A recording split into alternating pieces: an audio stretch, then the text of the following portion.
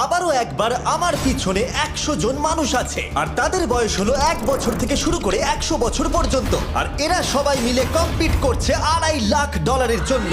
প্রত্যেকে নিজের কিউবে চলে যাও। আর এটা আমার অন্য ভিডিওগুলোর মতো নয়। এই 100 জন মানুষ নিজেরাই ডিসাইড করতে চলেছে কে $2.5 লাখ ডিজার্ভ করছে। প্রত্যেকে নিজের কিউবের ভেতরে যাও।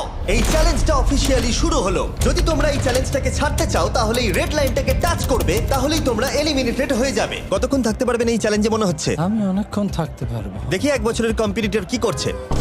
তুমি কি টাকাটাকে জিততে চাও? ঠিক আছে, ট্যাবলেটটা নিয়ে মজা করো। এই যে লাইনটা দেখছেন এটা শেষ পর্যন্ত টিকে থাকবে। আমি 48, দারুণ লাগছে। এটা শুরু থেকেই পরিষ্কার ছিল যে মাঝবয়সীরাই ছিল সব থেকে বেশি ফোকাসড আর ডিটারমিন্ড, কিন্তু সেটা অবশ্য সবাই ছিল না। বাইরে পা দিলে তুমি কিন্তু হেরে যাবে। ওকে, তাহলে 2 বছর এলিমিনেট হয়ে গেল। যেমনটা ভেবেছিলাম সবার প্রথমে বাচ্চারাই বেরিয়ে গেল।